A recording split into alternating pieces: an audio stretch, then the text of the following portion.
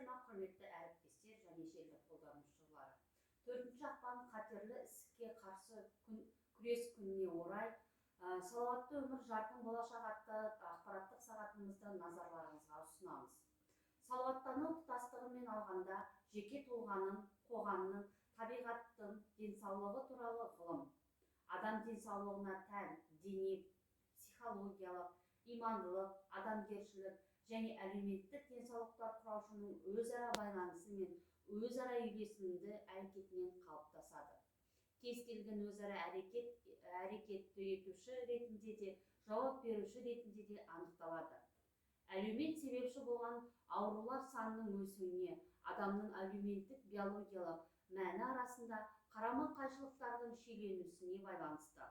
Салауаттанудың пайда болуы заңдылық. Салауаттану ғылымы аурудың алғашқы алдын алу әдіснамасын, денсаулықты сақтау және нығайту амалдары мен әдістерін зерттейтін, салауатты өмір салтын қалыптастырудың ғылыми негізі болып табылады. Салауаттанудың рөлі адамның ішкі биологиялық табиғаты мен өзін қоршаған тірі және өлі табиғатпен өзара әсері сапасын өзгерту, кикілжіңнің көзін жою болып табылады. Салауаттану ғылымы қалай денсаулықты сақтаудың ұстанымдары мен тетіктерін зерттейді. Салауаттану нысаны: біріншіден, дені сау адам. Екіншіден, оны қоршағандардың барлығы және денсаулыққа әрекет етуші факторлар. Үшіншіден, аурудың пайда болу себептері, организмнің дені сау күйге оралу тетігі, қорғануға бейімделу тетіктері. Төртіншіден, сақтандыру және сақтандыру шаралары болып табылады. Салауаттанудың негізгі мақсаты әрбір жеке адамның және тұтастай қоғамның денсаулығын қамтамасыз ету. Денсаулық дегеніміз не? Денсаулық ұғымына берілген анықтамалар өте көп.